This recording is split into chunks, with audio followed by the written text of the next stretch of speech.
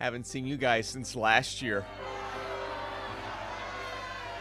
What is up, Flick fans? Welcome back to my channel. New year, same old me. We are talking top 10 TV shows from the year, and there are so many great shows to choose from. As you guys know, I love to talk TV on this channel. Try to cover everything that I possibly can, and I believe I watched around 70 television shows this year. That being said, there are still series that I missed, like Hacks and Dope Sick. So if you guys have a recommendation for me, please drop that down below. But this is my very subjective list of favorites on the year. This is a combination of what I feel the best TV shows are, along with what I want to go back, rewatch, and what stuck with me the most. So I need your all's lists down below. There are so many TV shows, so everything's going to look drastically different. But I appreciate you guys for being here, supporting this channel. If you like these lists, drop your thumbs up down below, and we may just be doing most anticipated TV shows for 2022 along with movies. But we'll get into that right now. I want to get into some honorable mentions on the year. And again, there are a lot because there was just so much great television. These are in no particular order. They were so hard to leave off. One of the hardest for me was The Underground Railroad, which I thought was one of the best looking shows of the year. Absolutely incredible on a visual level, and of course the story was impactful. Katla, which no one is talking about, came out on Netflix. Very haunting and intense experience. It's a recommendation from me. Sweet Tooth, not haunting, but a little bit more scary for a show kind of directed at this family audience. Beautiful show on Netflix. This is going to shock a lot of people. Cobra Kai, seasons 3 and 4 combined. I like season 3 more than season 4. Love them both. It's so hard when you have a year like this, but you guys know how much I love this show. Lost in Space, season 3. An absolutely incredible finale for an otherwise good show, but not on the level of its final season. I said I had a lot. Let's keep going here. Shadow and Bone, a great start to a Netflix series that could be something special in the future. The White Lotus on HBO, man. This show took me from episode to episode on a journey and never let up until the finale. Ted Lasso. You guys know how much I love Ted Lasso, right? Season 2 was so special. There was an episode or two in there that didn't quite work for me, so that's kind of what keeps it off this list, but as you all know, I freaking love what this show brings. You, season 3. Look, it's not the most well-made season of television compared to all these others, but it's just, you can't look away, and you can't stop watching, and I love the lead performance. Sex Education, season 3. What a wonderful third season for a show that is absolutely hilarious and heartwarming. A show by the name of DP, which not a lot of people are talking about, but you should. If you don't know what it is, go check out my review on this channel. Hellbound, man, Hellbound was crazy. It almost got in, but there were a couple of things about the pacing that left it off. And then one that absolutely no one is talking about, another international series by the name of My Name. It's My Name. It's so good, guys. This had great action, compelling characters, and just a great visual series. Coming in at number 10, this is a limited series on Netflix that finally got attention as the weeks went on, and it stayed in the top 10, and more people were talking about it, and that is Made. Now, you're going to be looking at me saying, Austin, what is this? What's it about? After fleeing from an abusive relationship, a young mother finds a job cleaning houses as she fights to provide for her child and build them a better future. Starring Margaret Qualley, Nick Robinson, which is crazy to me because I didn't even know it was him at first. Andy McDowell, who is wonderful in this show. Billy Burke, BJ Harrison. This is one of those series. You watch, and the first episode, it gets you on board for this journey, but you really have no clue what you are in for. The level of emotion that goes into what our main character is going through and fighting, doing her absolute best to get her child back, and going up against so many things, whether it be an abusive relationship, a relationship that is very strained with her mother, everything coming down on her, not allowing her to do what she needs to do, and just fighting every single penny is a struggle. And I love how this series portrays that. This is one of the more real experiences I had in 2021. Everything that goes into the filmmaking, but the performances, and Qualley is outstanding in this show, truly outstanding. It's not necessarily a fun watch, but it is one that's going to have you locked in because of what this character is going through and so much emotion that comes from that. Made is wonderful. It's on Netflix. Next up, if you don't know what this is, you've probably been living under a rock. Who are you people? Squid Game. Squid Game is everywhere. You see it on TikTok and the memes and the viral videos and the filters on Snapchat. I don't even really get on Snapchat, but from what everyone tells me, the cool kids. Listen, Squid Game impacted pop culture on a level that I never imagined. When I watched it, which was a little bit early, I'm like, this is a really good show. But I hope it catches on. I'm not sure if it will. So you wait a couple of weeks, more and more people are talking about Squid Game. And then my friends in real life, they're like, hey man, have you watched Squid Game? And I'm like, I mean, yeah, I watched Squid Game, but is it really catching on? I didn't know if it would. And it had the potential to, but the way that it caught on was crazy. Okay, hype aside, it's actually a really good show. It's a compelling show. It's a show that puts our characters in situations that they have to do anything and everything they can do to survive. And that's where the thrills come from. So from that perspective, it's one of the more thrilling experiences I've had in years when it comes to television, because every single episode brings you something different. But then you talk about all of the memorable aspects of the show that stick with you, and you can go and apply, and Mr. Beast did it on YouTube, right? Play these games in real life. Now, not on that budget, because that's kind of crazy. But man, what a fun show, a fun experience. And I wanted to go back and watch it again. Now, I haven't had the opportunity, but the more I thought about it, the more I'm like, man, there's so much potential here for something that could keep going and stay strong as it goes. I hope they give it the care that they gave season 1. But my, oh my, how Squid Game caught on and changed the game, the Squid Game. Steve Martin, Martin Short, Selena Gomez, only murders in the building. I said it. Hulu. You know, there were a lot of shows coming out on Hulu this year. I'm like, that's going to be pretty good. Okay, that could be. But I saw this show and I said, this is probably going to be okay. Because Selena Gomez fitting together with Steve Martin and Martin Short, is it going to work? And not only did it work, it provided one of the most compelling and interesting experiences of the year. I love this show. Every single episode had me hooked. I was on board. And, you know, if you're a fan of murder mysteries or even murder mystery podcasts like our heroes in this show, then you're going to be intrigued. But for me, it's what they do with the characters. It's what they do with Selena Gomez and her character. It's how they build up Steve Martin's, and I'm using their actual names, their presence in this show because of what happened in their past. And that, for me, was just as interesting as the mystery. And it kind of goes along with the mystery. So the way the show weaves together its plot is really great. And cliffhanger after cliffhanger, how it all culminates. I absolutely loved it. I've been trying to convince my brother and my friends to watch it for a long time, and they've not watched it yet. And it's really upsetting me. Next up, one of those series that kind of had everyone talking every single week. And I love the fact that they did it episode by episode. That being said, going back and rewatching it simultaneously did help the experience, because instead of talking about, well, it's going to be Mephisto every single episode, I was able to just experience it. But the release strategy by Disney, I think, is brilliant, because WandaVision had every single person talking every single week. And it impacted pop culture on a level that I never imagined it would. It was one of my least anticipated Marvel shows, and it turned out to be one of the best Marvel shows, because I didn't know the originality that would go into it. And then I saw what they were doing in the first few episodes, and I said, okay, this is so different, but I love it. But the way it all culminates towards the end, like, oh my God, this is really, really great. And yes, you have a finale that wasn't as impactful as the rest of the episodes, but overall, I loved WandaVision. Not only the show, but what it did for its characters. And yeah, Elizabeth Olsen gives one of the best performances of the year. The year's over. We can say that now. She was top tier, everything about it, and it was Agatha all along. Mayor of Easttown, Julianne Nicholson, Kate Winslet, the cast is absolutely stacked. You have so many individuals coming together to make for a compelling and at times thrilling series on HBO.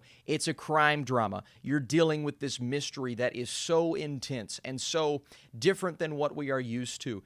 And it's all about, okay, where do we go from here? Episode to episode, what's going to happen next? The fact that you were on the edge of your seat the entire time, and there wasn't really, in my opinion, a lackluster episode. Now, there were moments in the show where I wish things would have came together just a bit quicker or a bit neater, but overall, I was just completely entranced by Kate Winslet and her performance here. It's easily one of her best roles yet. And if you don't know what the show is, a detective in a small Pennsylvania town investigates a local murder while trying to keep her life from falling apart.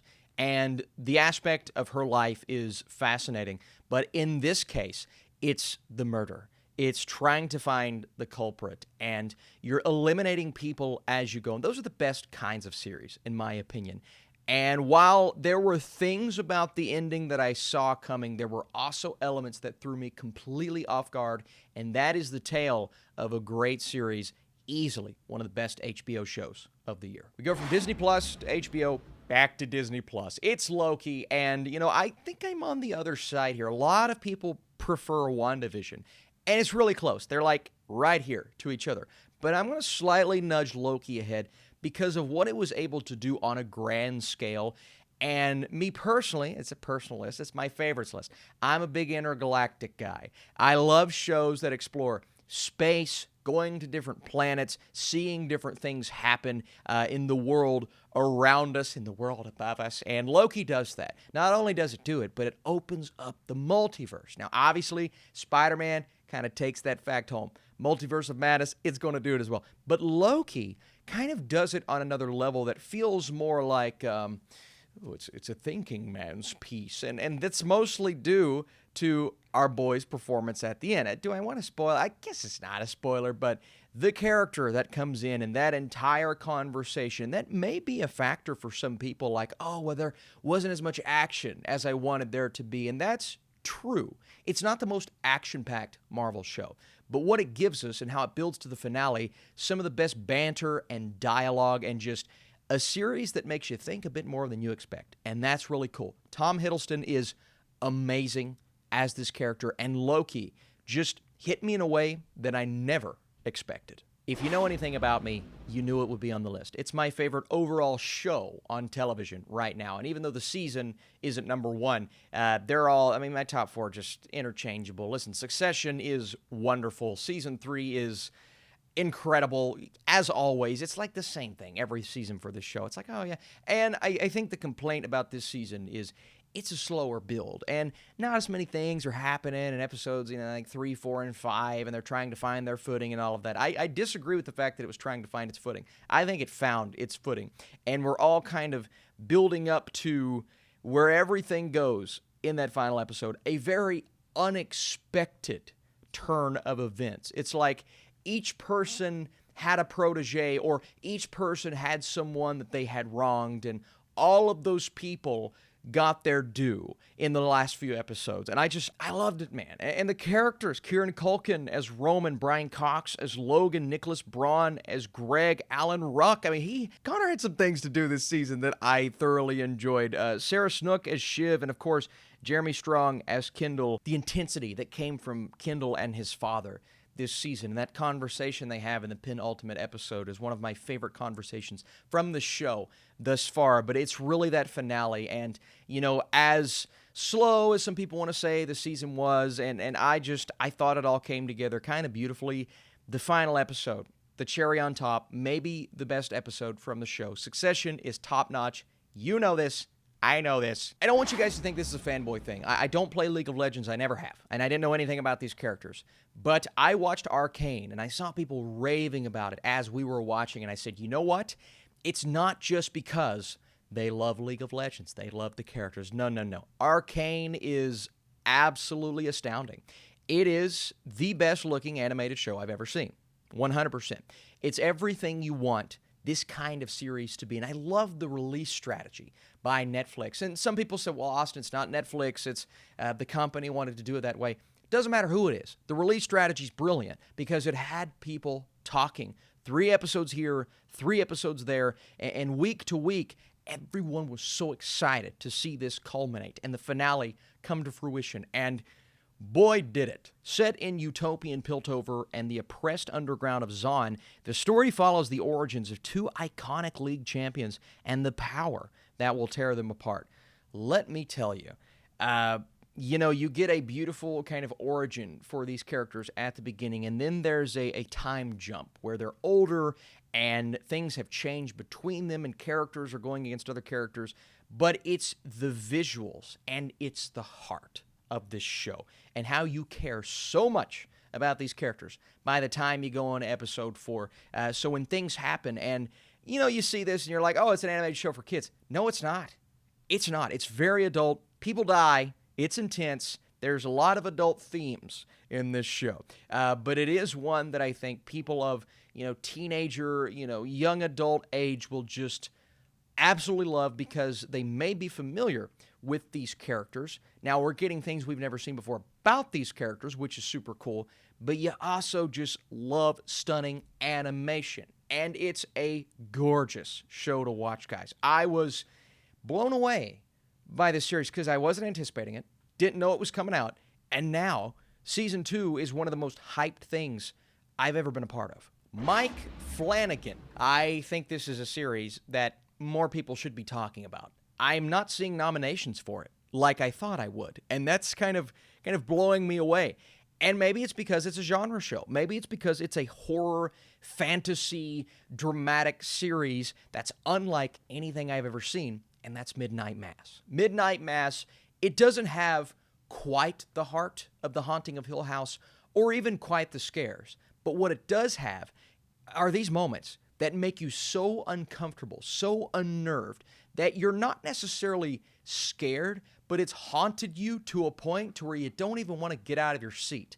And that's what this series is. The imagery of this show is some of the best imagery I've ever seen in a series, ever. The prosthetics on the creature that we see, and I love the fact that they never called it what you all think they're going to call it. They refrain from using that word.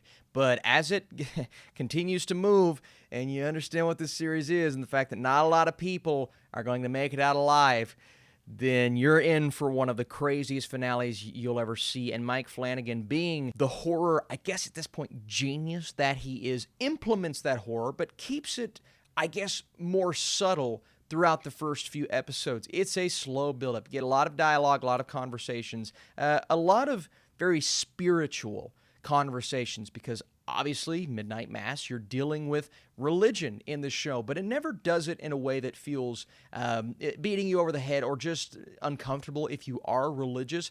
It does it in a way that makes it feel realistic as you can get with the show, I guess. So it's not going to be for everyone, and clearly this isn't going to be at the top of everyone's list, but Midnight Mass hit me, and that finale, oh boy.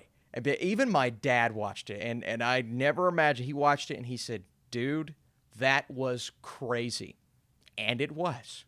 Thanks, Dad. All right, so some people may scoff at my number one, and you're going to say, come on, Austin, Invincible over this show or Invincible over that? And understandably so, Arcane, like I mentioned, is the best-looking series of the year, 100%.